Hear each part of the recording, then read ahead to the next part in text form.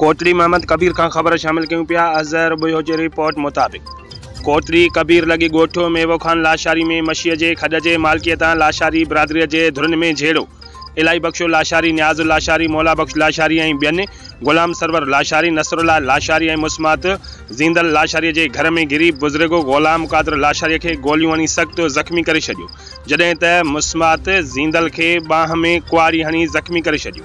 मुतासिर धीर मीडिया अॻियां दाहींदे चयो त इलाही बख्श लाशारी बिना कंहिं जवाज़ जे हमलो करे ॾिनो।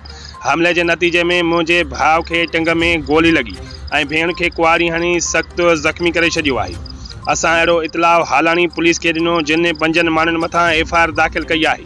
असां आला अख़्तरनि खां मुतालबो कयूं था त असां सां इंसाफ़ कयो वञे ऐं तहफ़ुज़